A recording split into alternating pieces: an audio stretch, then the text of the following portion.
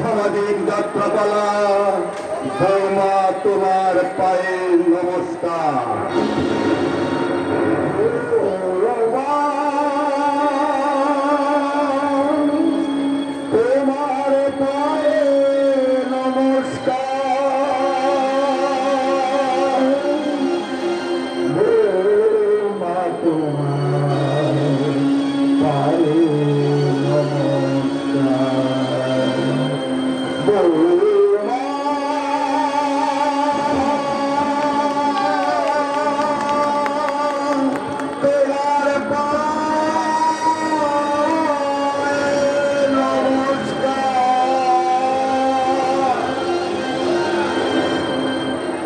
রচনা ভৈরব গঙ্গোপাধ্যায়, নির্দেশনা স্বপন কুমার ঘোষ, সাজসজ্জা বাঁকুড়া বাসুদেব স্টোর, আলোক মাহাতো লাইটিং। শুরু হতে চলল আজকের যাত্রাপালা। তোমার পায়ে নমস্কার।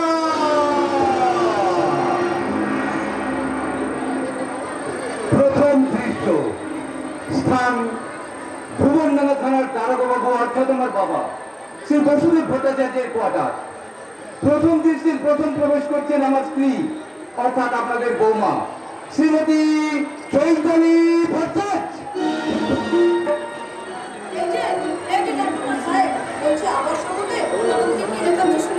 দেখছেন তো আপনাদের বৌমার চরিত্রটা?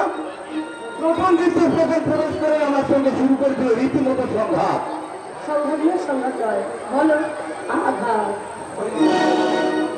তোমার ভালোবাসার ঘাত যদি বাদে একই তোমার লেখার দেখা করছি, তারপর যদি আবার আঘাত করো তাহলে কিন্তু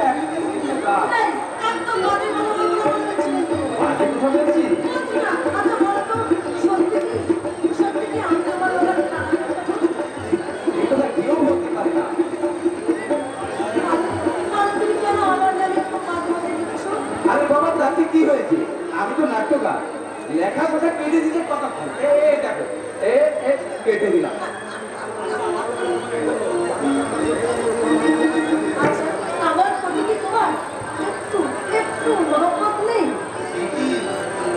আমার বউ, আমার বাবার আদরের বৌমা, আমার অনেক দিনের স্বপ্ন দেখা অনাগত সন্তানের মা। আমি বাবা একটু আবার শুনে ফেলবে, শুনে ফেলেছে।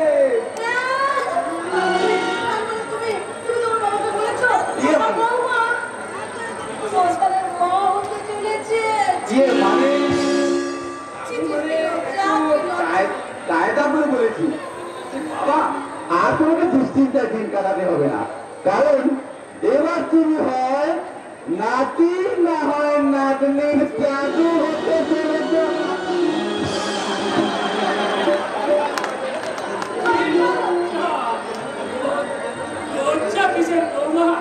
মেয়েদের জীবনে মা হওয়ার চেয়ে বেশি আনন্দ আর কিছুতে আছে নাকি? দেখো না, আজ সকালে বড় বোকার মুখে কথাটা শুনে আমি তো আনন্দ একেবারে আটখানা। মানে কাকা, আমার তো বড় বোকা, উল্টো পাল্টা কথা বলে তোমরা আমাদের আনন্দটা নষ্ট করে দিন। দেখো দেখো, আমি কথা মতো বাজার যাচ্ছি আর কি জিনিস কিনতে, আর এদিকে কর্তাবাবু থানায় পুলিশের পোশাক করে।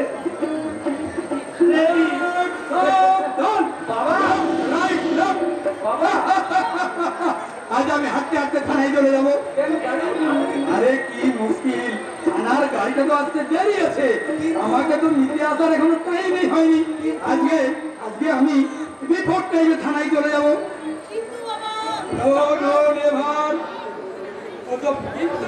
আজ আমি আর পড়া করবো না, বুঝলে বৌমা? খবরটা শোনা করতে গেই আমার বয়সটা কেমন যেন কমে গেছে। কি মজা, কি মজা।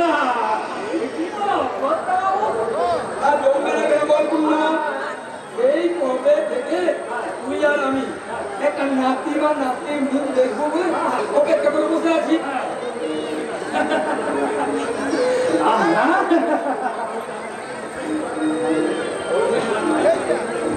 হ্যাঁ, আমি নাতি নাতনির মুখ দেখবো তার জন্য একটা একটা করে দিন গুনছিলাম। জানো বৌমা, থানায় গেলে সহকর্মীরা বলতো বাবু কবে তো ছেলের বিয়ে বাড়িতে বৌমা নিয়ে এসেছেন, কিন্তু এখনো তো নাতি পুতি মুখে দেখলেন না। সে তো বলবেই কথা বাবু, সে তো বলবে। হ্যাঁ, আজ আমি তাদের গিয়ে বলবো, কি বলবেন? এই যে মশাই শুনছেন, এতদিন ধরে আপনারা তো আমাকে খুব বলেছেন, আজ আমি বলছি আপনারা শুনুন, কিছুদিনের মধ্যে আমি দাদু হতে চলেছি। ঠিক বলিনি বললো? একদম ঠিক বলেছো।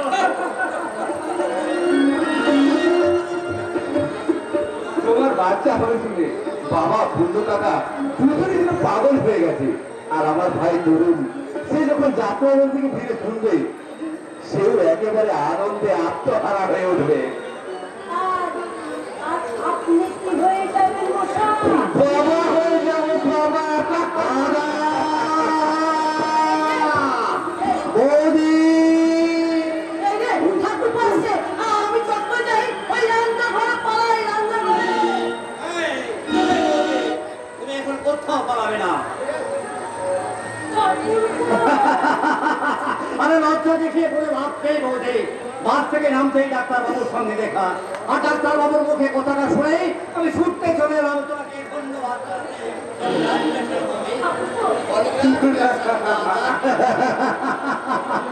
পাগল আর কাকে বলে? তোমরা জানো খবরটা শুনে তরুণদা বাদ করলে কি নাচানাচি আরম্ভ। আরে তা নাচবো না কেন? আচ্ছা তুই বল অত, কতদিন পর আমাদের বাড়িতে সন্তান আসছে, এটা কি চাপা ব্যাপার? আজ আমি সারাদিন নাচবো আর গাইবো।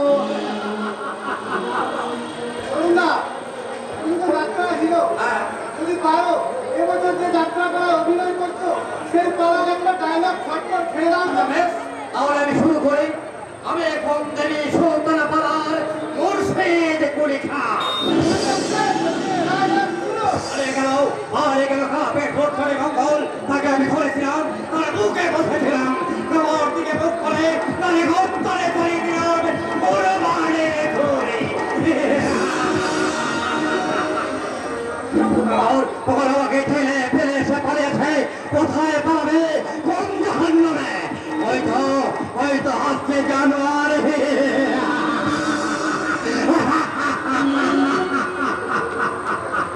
বান্দা হবে দেখো তাহলে বর্তি খা মেরা তো সুদায় হতে আমি পেয়েছি লা ইলাহা ইল্লাল্লাহ।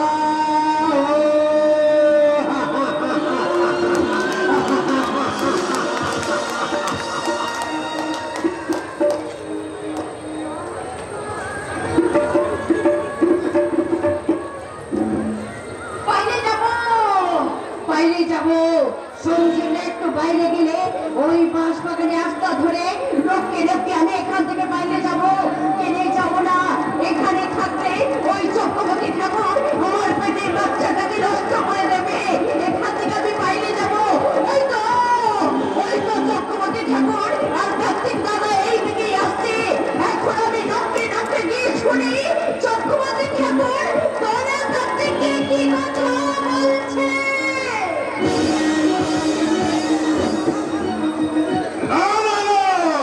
আমি কোনো কথা শুনতে চাই না। ওই জানার করেই হোক ওই তুলসীর পেটের বাচ্চাটাকে নষ্ট করতে হবে। কি বলছেন বাবা? তুলসীকে আমার নিজের স্বামী!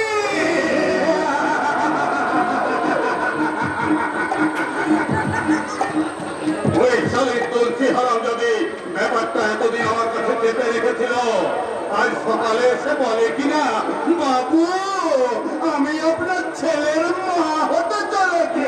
শালা ছোট লোকের ওই বুড়ো মেয়ে শালী এর পেটে এই চক্রবর্তী বাবুর ছেলে লোকে শুনলে বলবে যে তারা কারা কাটতে কিন্তু আদর্শ তুলসীর লয় বাবু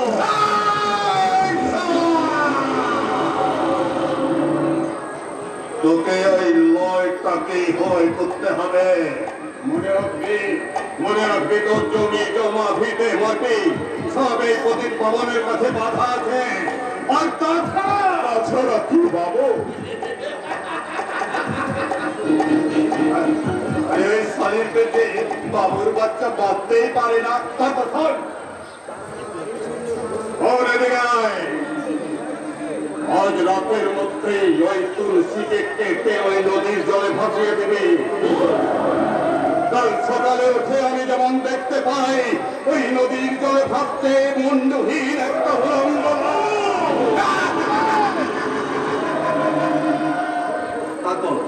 তারপর তোর কিন্নি মামারে আমার বউ তো কেমনই আজকালের মধ্যেই বাপের বাড়ি থেকে এখানে ফিরে আসছে এইসব কেলেঙ্কারির কথা যদি তার কানে যায় তাহলে সে কি ভাববে বলতো কি ভাববে বাবু আরে সে ভাববে যে আমার স্বামী এমন অসতি বেটা ছেলে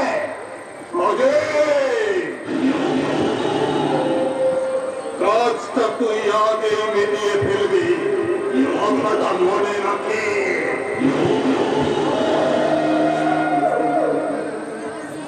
ঠিক আছে বাবু ঠিক আছে আগেই আমি তুলসীকে শোনাবো কেন সে আপনার দিকে প্রথমে এগিয়ে গিয়েছিল উত্তর দিতে পারে তো ভালো আর তা যদি না পারে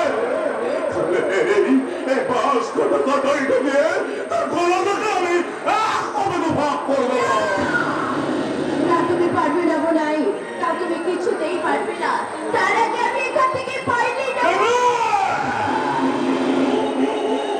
কেমনে যাবে সরকারি তুলসী ওকে কাটারিটা দিয়ে আমি কুচি কুচি করে করবো তাতে তুই তো মরবি সাথে তোর পেটের বাচ্চারা মনে তুই তো বোধহয় চক্রবর্তী বাবুর দিকে গিয়েছিলে তুমি বিশ্বাস করো বোনাই তুমি বিশ্বাস করো একদম ভয় ভয় করবি না তুলসী তুই যদি এগিয়ে যাসনি তো এমন অবস্থা হতে পারে কি করে লোকের পেটে বাচ্চা তাহলে শোনো বোনাই আজ থেকে 3 মাস আগে এই গইলে এই শাড়িটা পরে এই গরুর বাথানটা ছাড় দিচ্ছিলাম আর মনে মনে আমি ভাবছিলাম কি ভাবছিলে আমাদের গায়ে পাশের গ্রাম টপুরডাঙ্গা আর সেখানে চাষিদের টাকা পুকুর ছেলে রয়্যাল দাস বলেছে সে আমাকে বিয়ে করবে ওদের অনেক জমি আছে লাঙল আছে ওরা গোড়াই বাঁধে ইস আমি ভাবো সে বাড়ির বউ যখন বউ হবো তখন মনে মনে আমি তাকে বলবো মধুমালতী যাকে আগুনে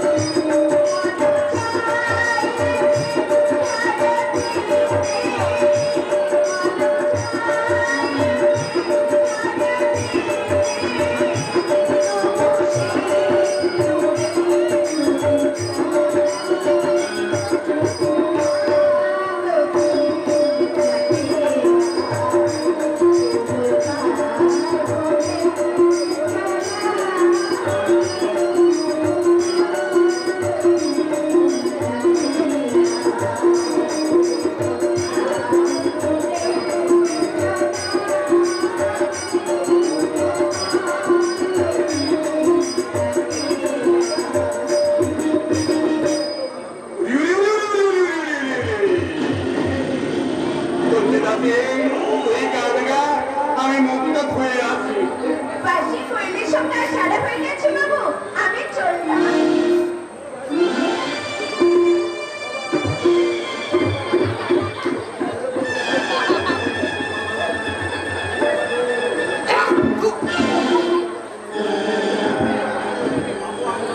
বাবু আমি চললাম আমি তোকে কি বললাম কি বললে তুই ঠাকুর কি বললে তুই যাবি না আরে হাত ধুতে পা ধুতে চল কাম করতে কি সুন্দর ফেমাস দেখা পর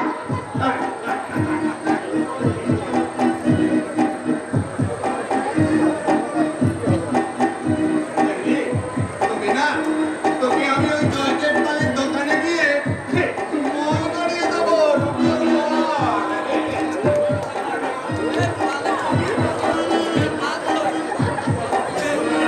দুপুর মানে তুমি আমাকে তারা দেখাচ্ছ বাবু পার্টি কথা আমি পরে বলবো রে তুলসী আরে পাখি তখন উড়িয়ে যাবে ও কথা বলিস রে তুলসী অমাবস্যের নিশি পড়না দিলেতে আমার বউটা গেছে বাপের বাড়ি হাওয়া খেতে বাবু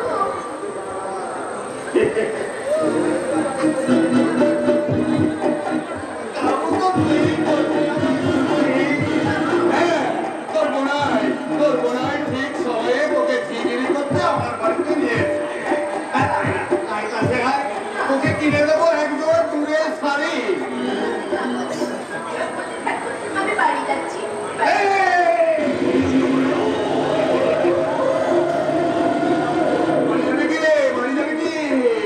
বাড়িতে তো অনেক চাকর বাকর আছে তাই চাকর আর এখানে ভালো না বাবু না আমি তোমার পায়ে ধরছি ঠাকুর আমি তোমার পায়ে ধরছি আরে আমি তো পেরেছি তোমার একটা ছি ছির কাছে পাবে কি যাচ্ছে তুমি আমার ছেলে না বাবু তুমি আমার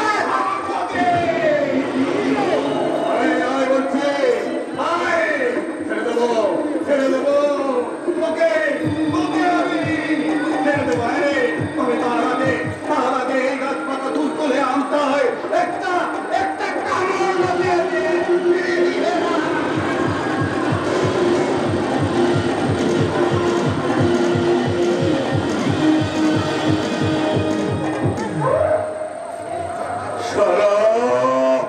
সারা চক্করটি থাকো নিজে কাম করে আমার স্বামীটার উপরে দোষ চাপায় দিয়েছ তোমাকে আমি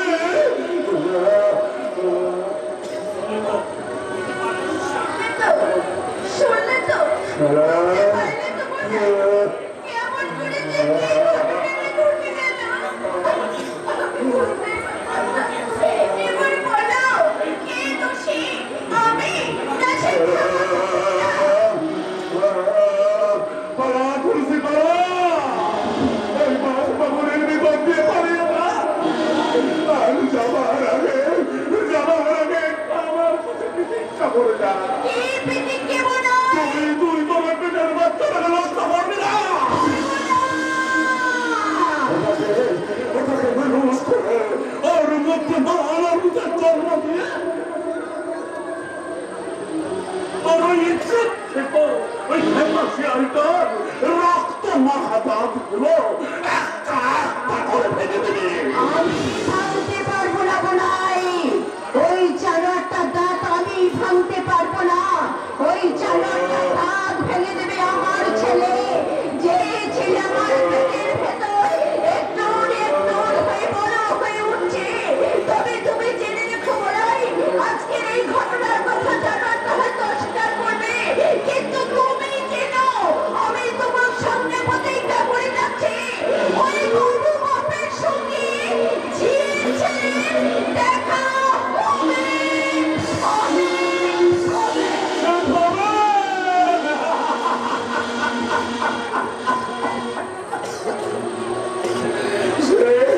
সে কবে রে হতভাগী তুলসী সে কবে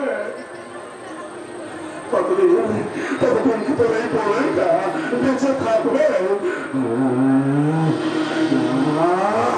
আমাকে বাঁচতেই হবে বাপের সঙ্গে বেটা লড়াইটা আমাকে দেখতেই হবে কি করি?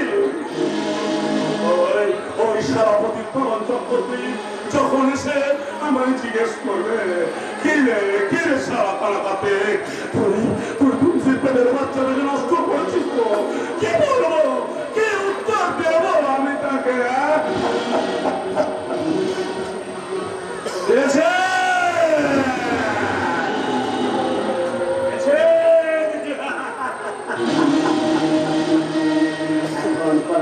কৃষকের ময়ূর থেকে বাড়ি যাবে, যাওয়ার আগে বাবুর গোহলের একটা গোটা পাখা পেতে জামায় কাপড়ে এই কাটা নিয়ে রক্ত মাখে এক বাটি মাংসের ঝোল আর এক বোতল মদ নিয়ে গিয়ে ওই সারা পঁচিশ পাবন চাপ্তার থেকে ভানুমতির খেল দেখাবে।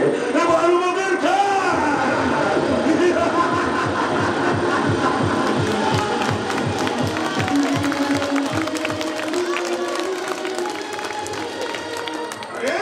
দেখেন বাবুরা, ভানুমতির খেল দেখেন।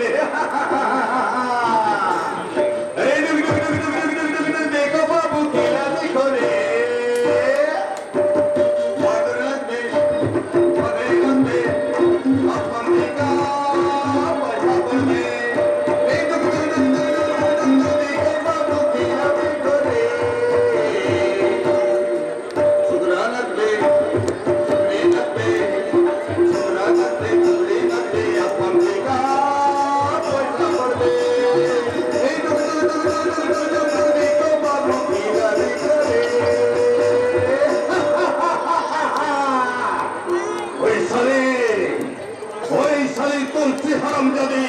আমাকে ভানুমতির খেল দেখে ছেড়ে দিতে। আরে সারা এই জীবনে আমি কত মেয়ে মানুষ নিয়ে খেলা করলাম, কিন্তু ওই তুলসী হারামজাদিকে আমাকে এমন ভাবে ফাঁসিয়ে দেবে এ কথা আমি স্বপ্নেও ভাবিনি। ওই তুলসী হারামজাদিকে খুন না করা পর্যন্ত আমি রাত্রিতে ঘুমাতে পারছি না, আমি রাত্রিতে ঘুমাতে পারছি না।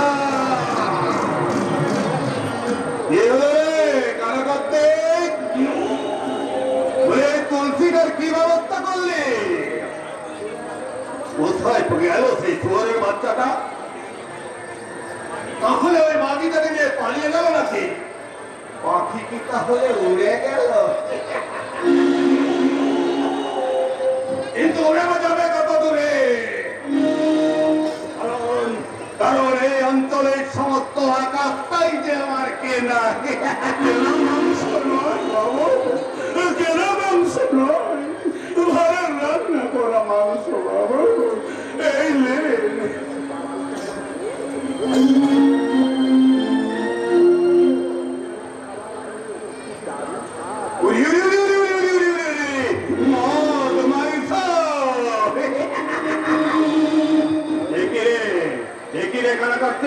জামা কাপড়ে এত রক্ত কিসের রে কানা কাটছে? আমার সে হতভাগী তুলসীটাকে কুচি কুচি করে কেটে নদীর জলে ভাসিয়ে দিয়েছি, নদীর জলে ভাসিয়ে দিয়েছি।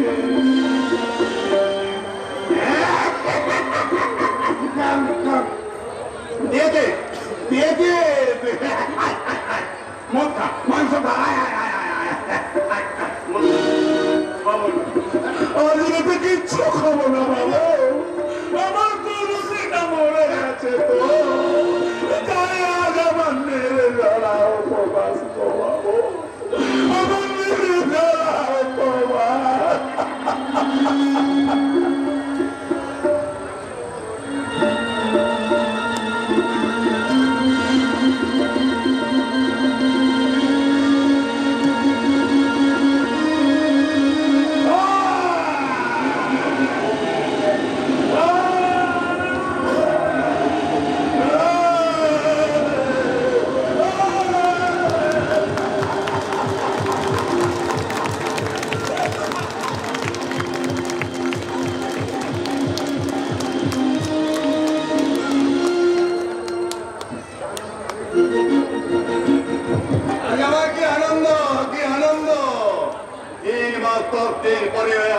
পৃথিবী থেকে বিদায় হয়ে গেল। ওই সরকার কর্তৃক যদি তুলসীকে খুন না করত কার্তিকের মাথাটা আরে কি হলো একটু কি নামে দিতে আরে কি নামে দিতে বলবে তো একটু কি নামে দিতে আমি নামিয়ে দেবো আর মাথাটা আমার মাথা তোমার কথা নয় গো তুমি কার মাথা আমার মাথা আরে কেন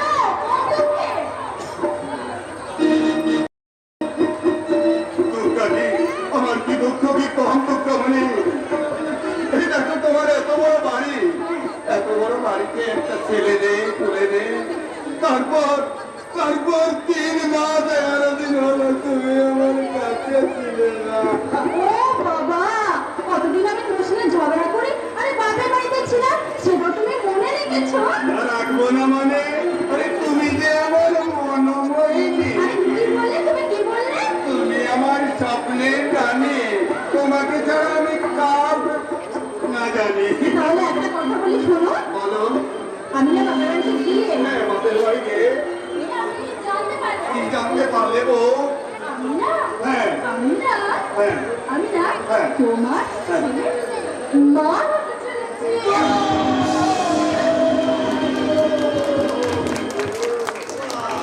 আরে মা! দেখো পাড়া করেছিতে, কেমন মাটি গেলে পড়ছিতে।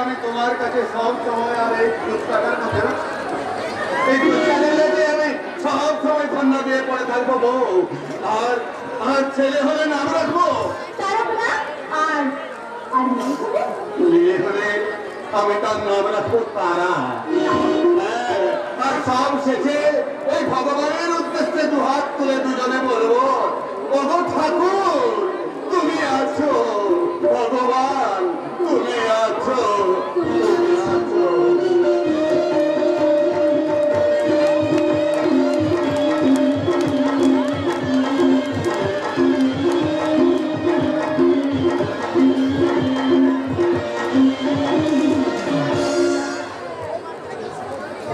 ভগবান তুমি বড়ই নিষ্ঠুর আর নিষ্ঠুর না হলে এই সদ্যজাত শিশুটাকে মায়ের বুক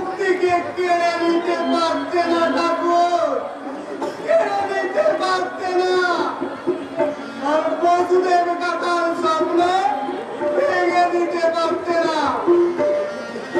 তরুণদা নাটক লেখার কাজে দীঘায় গেছে, আর তরুণদা গেছে যাত্রা করতে।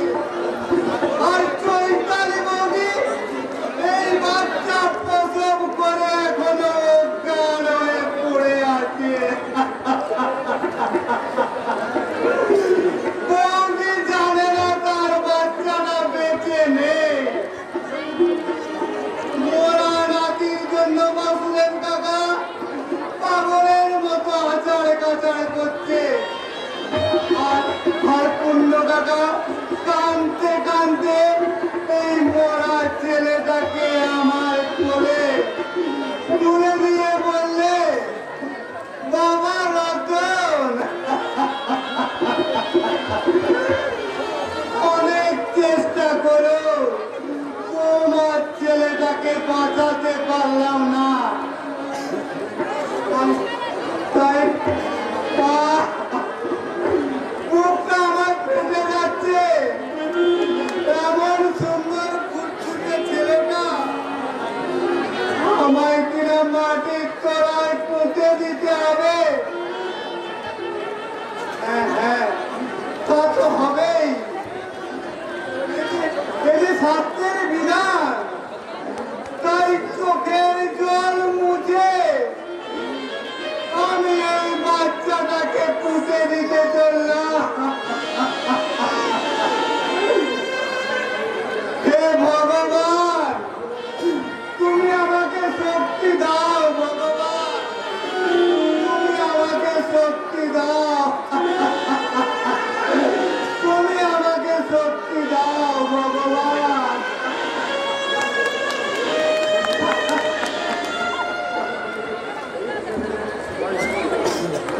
ভগবান রে!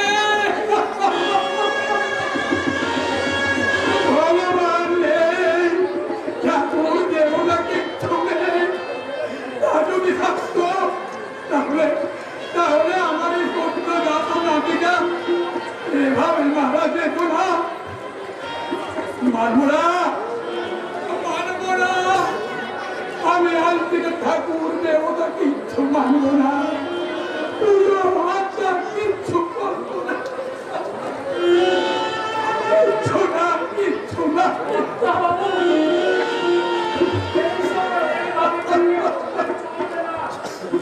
তোমাকে শক্ত করে মুখটা বাঁধতে হবে, মনে রাখতে হবে আর এ কোনো অজ্ঞান হয়ে আছে। কিন্তু না না, কোনো কিন্তু নয় করতে পারবো, কোনো কিন্তু নয়।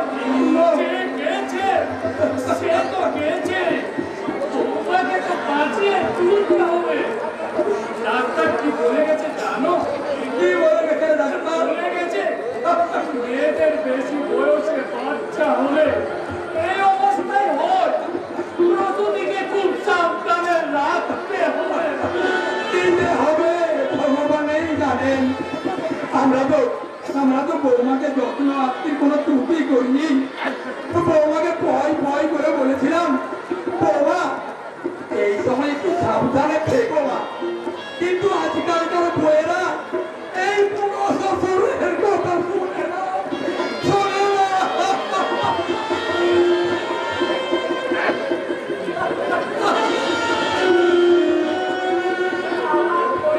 শোনে না, যা বলতাম তার উল্টোটা বলতো। অথচ বড় পোকা শিকায় লিখতে যাওয়ার আগে আমাকে বলে দিয়েছিল, কি বলে গেছে? বলে দিয়েছিল, দাদা তুমি যেন তোমার বৌমার দিকে একটু লক্ষ্য রাখবে। কিন্তু আমাদের দুজনকে ছেড়ে চলে গেল।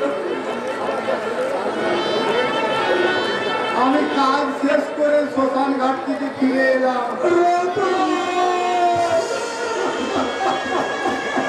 আমার দাদু ভাইকে তুই কার কাছে রেখে এলি রে? কার কাছে? মরণ এসে যখন জিজ্ঞাসা করবে কাকা খোকা কোথায় গেল, তখন আমি কি বলবো রে রতন? আপনারা এমন করে ভেঙে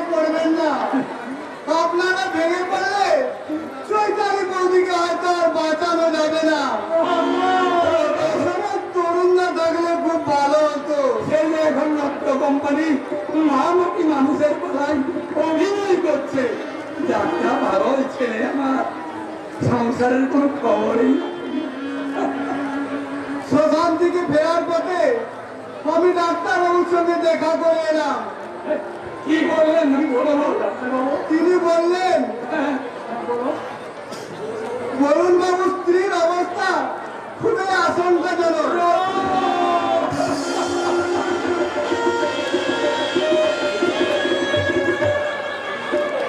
তিনি যদি জ্ঞান ফিরে জানতে পারেন তার সন্তান বেঁচে নেই, তাহলে হয়তো তাকেও বাঁচানো যাবে না।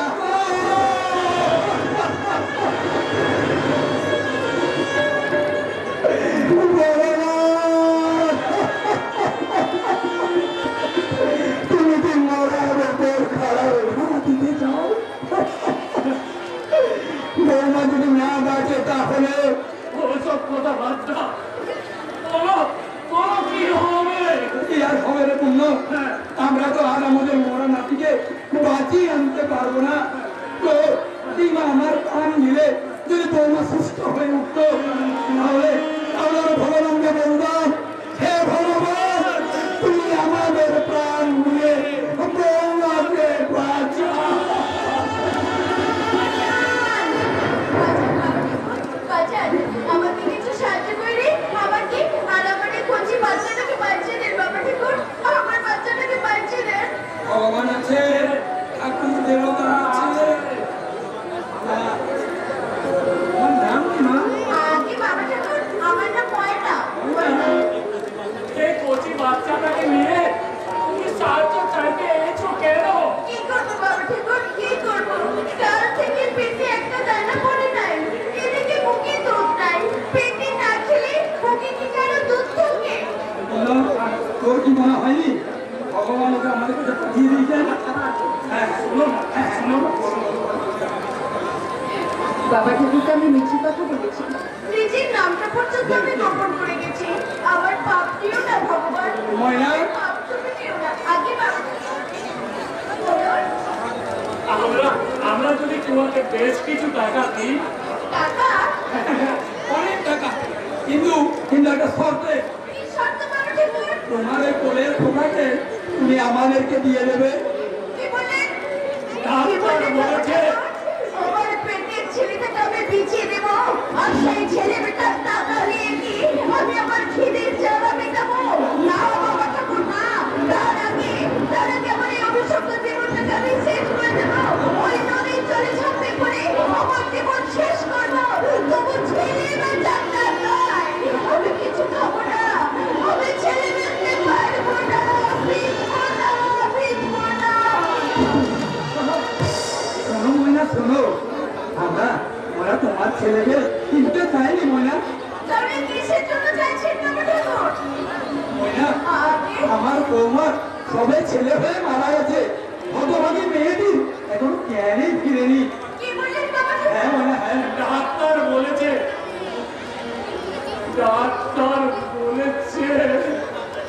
বৌমা যদি জ্ঞান ফিরেছে শুনে তার বাচ্চাটা নেই, তাহলে সেও মারা যাবে। তাই বলছি, তোমার কোলের খোকাকে তুমি আমাদেরকে দিয়ে দেবে, আর তোমার কোলের খোকা আমার বাড়িতে আমার নাতি হয়ে বড় হয়ে উঠবে।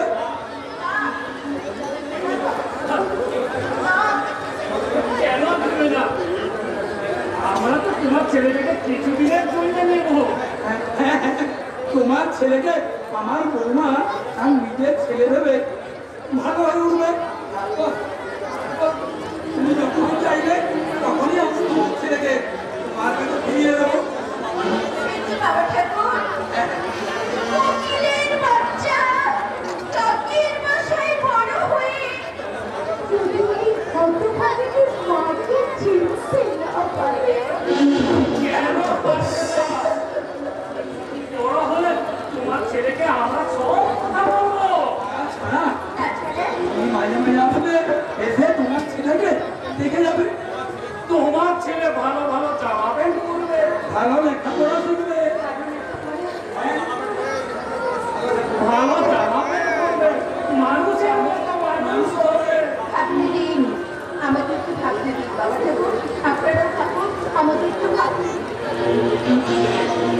আমি যদি এদের কথা রাজি না হই, তাহলে আমার এই সুন্দর ফুটফুটে ছেলেটা হয়তো খেতে না পেয়ে হতভাগিনী মায়ের বলে শুকিয়ে কুকড়ে মরে যাবে। কি ভাবলেন ময়না? দেবে দেবে তোমার ছেলেকে দেবে। দেবো বাবা ঠাকুর, তবে আমার একটা শর্ত আছে। কি শর্ত ময়না? আপনাদের কাজ হয়ে গেলে আমার ছেলেকে আমার কাছে ফিরিয়ে দেবে। আপনারা কথা দেন, আমার ছেলেকে আমার কাছে ফিরিয়ে দেবে। কথা দিলাম, ঈশ্বরকে শাস্তি দিতে আমরা কথা দিলাম, ঠিক সময়ে তোমার ছেলেকে তোমার কাছে ফিরিয়ে দেবো। তাহলে এই দিন বাবা ঠাকুর, আপনাদের নাকি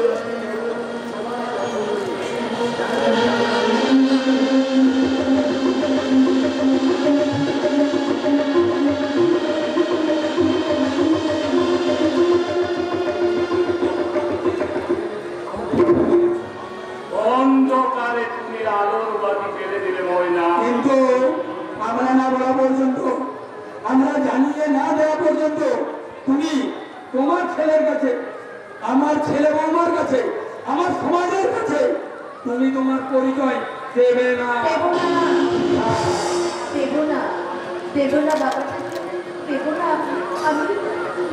আমি আমার ছেলের মাথায় হাত থেকে দিব্যি করে বলছি, আপনারা না বললে, আপনারা দিব্যি তুলে না দিলে সত্যি কথাটা আমি কখনো বলবো না, আমি কখনো বলবো না।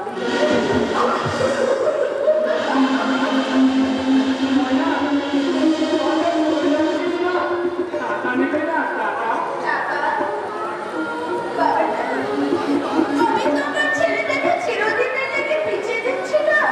আমার ছেলেটাকে আমি তো কিছুদিনের লেগে দান করে দিলাম। তা তুই যখন দানই করলি, আর তোর সেই দান আমরা যখন গ্রহণে করলাম, তখন সেই মহাদানের প্রণামী স্বরূপ এই 16 আনা, এই 16 আনা নে মা।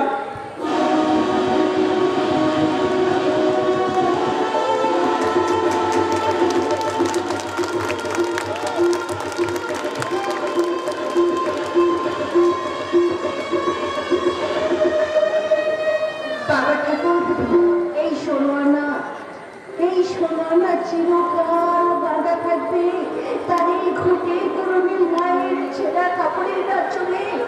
যখন এই ঘটে করুণীর মা তার ছেলের সঙ্গে দেখা করতে আসবে, তখন সবাই যদি তাকে তার ছেলের সঙ্গে দেখা করতে না দেয়, তখন তাদের সবাইকে আমি বলবো, ওগো বাবু মশাই, তোমরা আমার ছেলের সঙ্গে দেখা করতে দাও, আমার দিকে ভালো করে তাকিয়ে দেখো, দেখো এটা আমার ছেলেকে দেখার টিকিট গো, এটা আমার ছেলেকে দেখার টিকিট।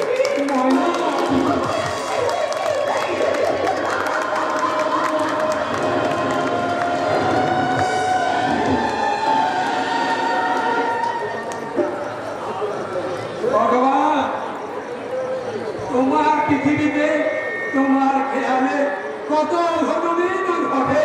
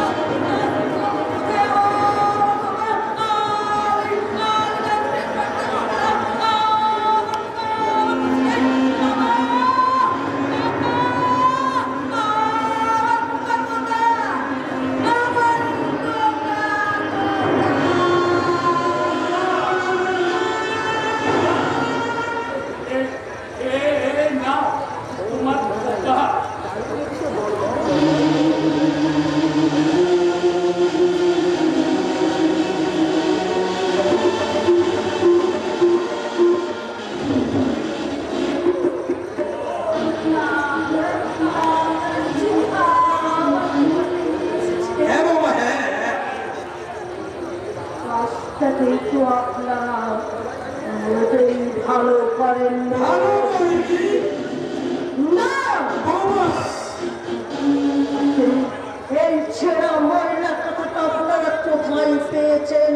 কেন কেন আমার ছেলের জন্য তো ওরা কিনা হলো না? আপনাদের কি চোখ নেই? শুনুন, আমার ছেলেকে দেওয়ার আগে আপনি কি বেতন বা সাবান দিয়ে হাত ধুয়ে এসেছেন? জানেন আপনাদের হাতে আমার কত প্রয়োজন কি রাখতে পারেন? ভবিষ্যতে আমার ছেলেকে করে নিতে হবে, বেতন কি সে সাবান দিয়ে হাত ধুয়ে আসবেন? নইলে আমার ছেলেকে আপনারা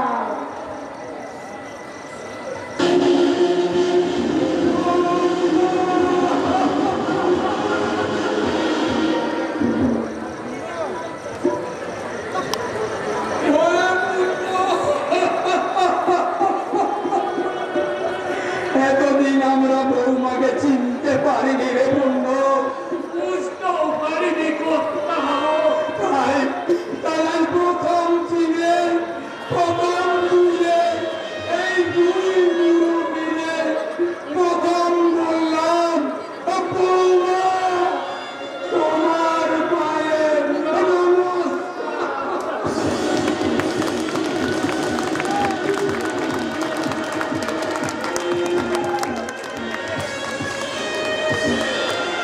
নমস্কার। নমস্কারের এখানে হয়েছে কি? নমস্কারের এখানে কি হয়েছে? তোমরা দেখে নিও, এই সংসারের শান্তি রক্ষার জন্য আমাদের সবাইকে ওই শয়তানি দেবীর পায়ে রক্ষা হয়। তো মেজাজটা একদম খারাপ হয়ে গেল। আমি কোথায় ওই বর্ধমানের নাট্য কোম্পানি তাহলে হয় ওই মাটি মানুষের বেরিয়ে ছেড়ে আমার সাহস নেই জিতে একটা চূড়ান্ত সত্যের বিরুদ্ধে মিথ্যা প্রতিবাদ করার মতো দুঃসাহস আমার নেই। তোমাদের গ্রামে ঢুকে প্রথমেই দেখেছে গাছ ফাটলা লোকটাকে, দেখেছি নিজে মাথায় বেরো মাটি ভর্তি ধরে দিয়ে আগে আগে চলছে মাটির গন্ধে মানুষ পাতলা বাতাম সর্বাঙ্গ খাবে বেঁচে গেছে, তখন তার মতো লেগে আছে এই চরিত্র অভিনয় করে আমি কোথায় বর্ধমানের সুতা হোক আর মেনু টাকা কিনে নিয়ে আমি ট্রেনে চেপে বসলাম। ব্যাপারটা কি? নানা ফুচকি ভাইপোর মিষ্টি মুখ দেখে বাড়ির সবাইকে মিষ্টি মুখ ঘোরাবো, কিন্তু পণ্ডিতের মুখে সেই কথাটা শোনার পর আমার ওই মিষ্টি মিষ্টি ভাইকে পরে হয়ে গেল। তুই কেমনটাই যে হবে সেটা সেটা আমি তখন থেকেই জানতাম। কখন থেকে জানতেছিলে তো? যখন থেকে তোমরা দুজনে ভালোবাসা শুরু করেছিলে দাদা, তখন বলতেই পারতিস। দাদা তখন কি তুমি কোনো কথা শুনতে? মা মাটি মানুষ পাওয়ার ভিডিওর চরিত্রে অভিনয় করে তোর জীবন গতির মাত্রা অনেক বেড়ে গেছে তরুণ। দাদা তাই তুই ঠিক সময় ঠিক কথাই করে ফেলেছিস। দাদা এখন কি বলে তোমার কথা উচিত ছিল যে যারা লাভ ম্যারেজ করে বেশিরভাগ ক্ষেত্রে মানে লোকসান হয়। ব্যাপারটা আমি অনেক পরে বুঝলাম। আর যখন বুঝলে তখন তোমার আর কিছুই করার নেই, তাই না দাদা? হ্যাঁ তাই সত্যি আমার কিছু করার নেই ভাই। তাহলে বৌদি বাবা কাকাকে অসম্মান করবে। যার নিজের সম্মান না থাকলে সে কখনো অন্যকে অসম্মান করতে পারে না। বৌদি তাদের কি রকম ভদ্র করবে? ভদ্র করে জন্মালে শুধু ভদ্র হওয়া যায় না। আর তাই যদি হতো তাহলে আজ রাস্তাঘাটে বাসে বেরিয়ে মানে আজকালকার ইয়ার ছেলে মেয়েরা মানুষের সঙ্গে পড়াশোনা করতে পারতো না। দাদা তাহলে তুমি পরের কথা ভাবতে তুমি নিজের ঘরের কথা ভাবো। লেখক তুমি, নাট্যকার তুমি, সমান নাটকের পাশায় পাশায় ছোট পেনের কথা লেখো, তার শিশু ভাব চেঞ্জ করে তুমি বৌদিকে দিকে ভাবতে বলেছি বলেছি তোমার নাটকের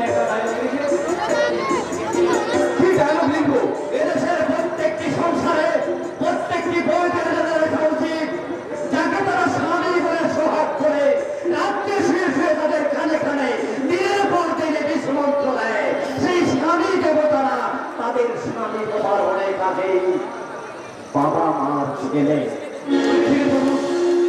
এ কথা তোর বৌদিকে আমি অনেকবার বলেছি, আর একটা কথা কতবার যে বলেছি কিন্তু পারিনি। তাকে তোর নিজস্ব চরিত্র থেকে এক ভিত্তিগত সরিয়ে আনতে পারিনি। পুলিশ অফিসারের ছেলে আমি, নিজেও আমি মোটামুটি একজন সাহিত্যিক। অনেক চরিত্র লিখেছি, ভেবেছি, অনেক চরিত্র দেখেছি, কিন্তু তোর বৌদির মতো এমন আমার নারীর চরিত্র কখনো দেখনি। নারী হলেও আনাড়ি। তোমার চাকরানো ভাই কি তোমাকে তাড়িয়ে খাইয়ে দিয়েছে? আমি খাইয়ে দিয়েছি বৌদি, তাই দাদাকে আমি ঘুম ভাঙানোর বড়ি খাইয়ে দিয়েছি। তাই নাকি? তোমার তারা তারা একদিন ঘুমিয়েছিল।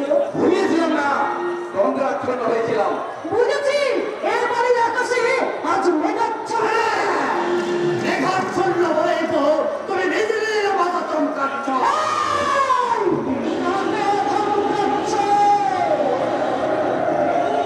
কাকে তুমি তো ঘুম কাটছো চৈতালি? তরুণ আছে, তরুণ নেই।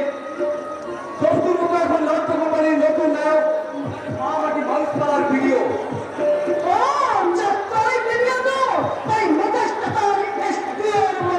আমি এসপিও কিংবা সত্যিকারের ভিডিও হলে তোমার মতো মেয়ে এই বাড়িতে বউ হয়ে আসতে পারত না। সামনে তুমি একটা কথা বলবে। ভুলে গেছি যে তোর বাবা কি তোর দাদা। আমার ভুল হয়ে গেছে দাদা। বৌদি বৌদি আমি রাত ধরে যাত্রা করে এসেছি তো, তাই মেজাজটা ঠিক রাখতে পারেনি দাদা। বৌদি, তুমি আমার ক্ষমা করে দাও, ক্ষমা করে দাও। না চৈতালি, ও বর্তমান থেকে সীতা প্রকার নিধিদানা নিয়ে এসেছে। তুমি ওগুলো নাও আর বাচ্চাটা আমাকে দাও।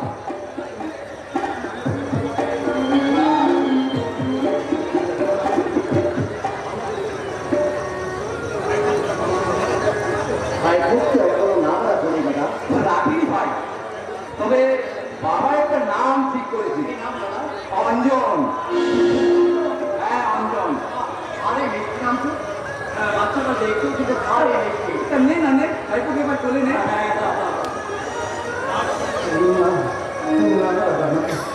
কেন?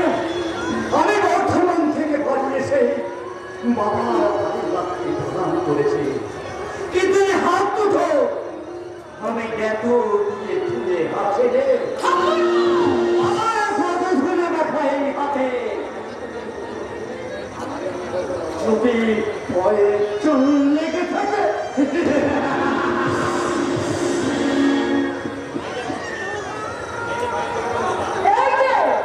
এই যে ভাইয়ের ব্যাপার দাদা, তোমার চাকর ভাইয়ের মনটা কত যে সাদা সেটা আজ ভালো করে বুঝে নিলে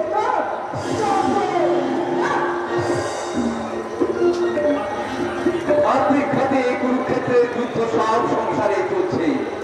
সব সংসারের প্রগতিরা বলছে দুঃশাসনের মধ্য রক্ত বিনা নাম আদি করেনি। তাহলে আমি ওকে কারোর সঙ্গে চিৎকার করে বলবো বিরাট উদ্ধার হয়ে গেল, উদ্ধার করে দেবনি। না না না না আমি তো সব চরিত্রই চিনি। জীবনের এই খেয়া ঘাটে মিথ্যে দেখি কিনি, দারুণ চিনি ভালোবাসা মোহ যেন লবঙ্গের ফুল, ফুল সবই ভুল। কত আশা চুলটার কনকার অন্ধকার বিদিশার নিশার দিশেহারা মানুষের মতো এখন থেকে পথে হিসাব হচ্ছিস বড়। বাবা বড় বড় বড় নিদারুণ কষ্ট যে বাবা, বাবা হওয়া যে বড় জ্বালা, সে কথা যাই না কাউকে বলা।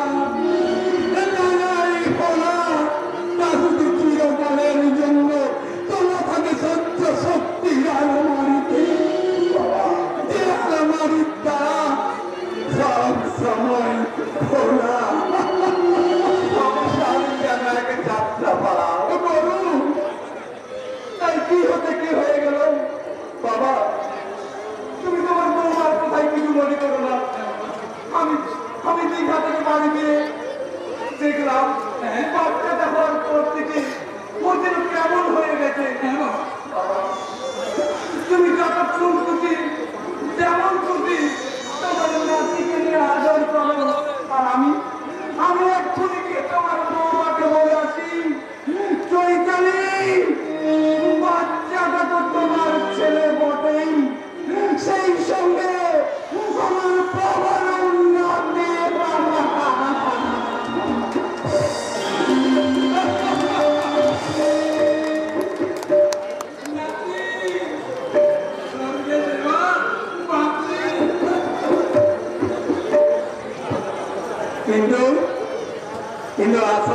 কোথায়?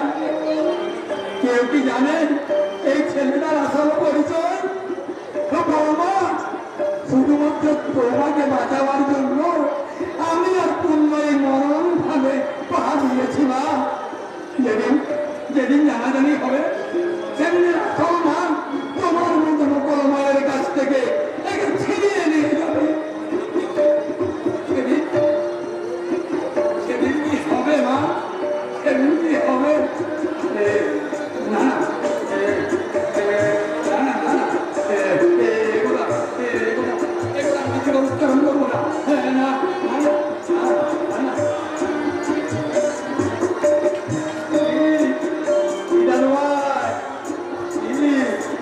হাসছিলি? হ্যাঁ হ্যাঁ হাসছিলি, তুই তো গাইবি। আর হাসতে হাসতে গাইতে গাইতে একদিন বড় হয়ে উঠবি। তো দাদুর মতন তুইও হবি পুলিশ অফিসার। তাই তো আমি তো নাম রেখেছি অঞ্জন। এটা এটা তো দাদুর অধিকার। আমি আশীর্বাদ করছি দাদু ভাই, তুইও একদিন তো দাদুর মতন সাচ্চা পুলিশ অফিসার